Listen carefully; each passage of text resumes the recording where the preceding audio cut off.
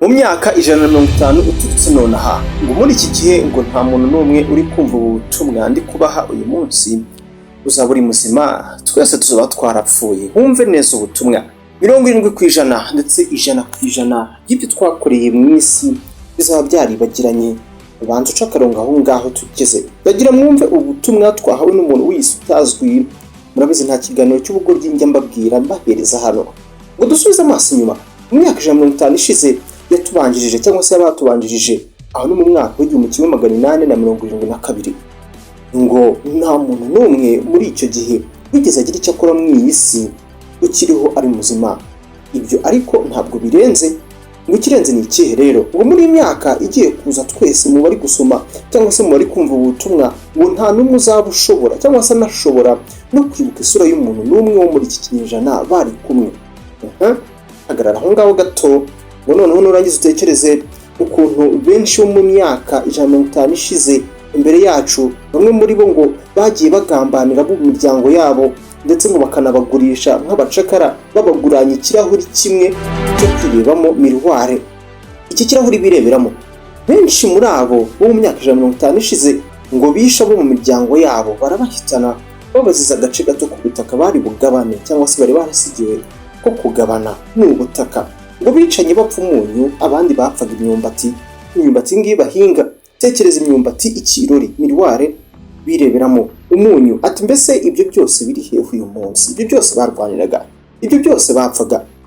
Ngo ukuntu abantu turi abantu ba feke nyine batagize icyo bavuze koko, ngo ibyo byose turabyumva turabivuga tukumva birasekeje.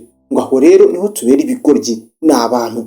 Ngo noneho iyo bigeze ku mafaranga, ububasha n'imbaraga, kugira imbaraga, power no kubabeza, ngo bindi ngo yewe nubwo wajyanisha n'ibihe bigezweho byacu, dore siho tubika amafoto n'inzibutso se nyinshi, sibwo dufite ubushobozi bwo kubika ibintu byinshi twanyuzemo mu nzibutso, amafoto, amavideo n'ibindi.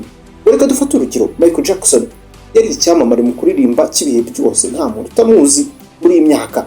Uyu mugabo yapfuye mu 2009, yarazwi bihambaye, abafana yari afite bari benshi. Imyaka 13 irashize apfuye. Uyu mugabo yarazwi n'abantu benshi, ariko se uyu munsi ninde wapfa kumwibuka utamwibukije uti Michael Jackson? Ni nkaho batamumenye, batari bamuzi. Mu myaka 150 igiye kuza, ngo noneho izina rye nta nubwo rizaba rikibyutsa n'igitekerezo cy'uwari we wese. Ni muri icyo gihe mu myaka 150 igiye kuza. Ngo rero reka tujye tworoshya ubuzima. Nta muntu uzava mu isi ari muzima adapfuye, ntawe uzatura nk'umusozi. Ubutaka uri kurwanira uyu munsi wanakwicira umuntu, wafungishiriza umuntu, ngo haba hari undi muntu wabusize yarapfuye, uwo nguwo yaraboze kandi baramwibagiye, ndetse nawe cyangwa se twese twaramwibagiwe bari bamuzi. Ngo nawe niko bizakugendekera.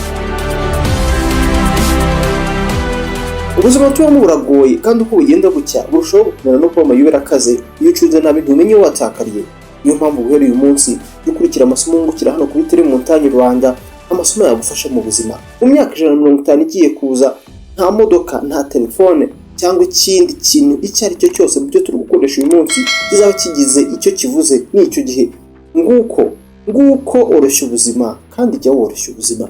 Mureke urukundo ruyobore, mureke twishimane, twishimirane, nta mutima mubi, mugabanye ubuhemu, mugabanye ishyari, ntimukagereranye abantu. Ubuzima ntabwo ari irushanwa.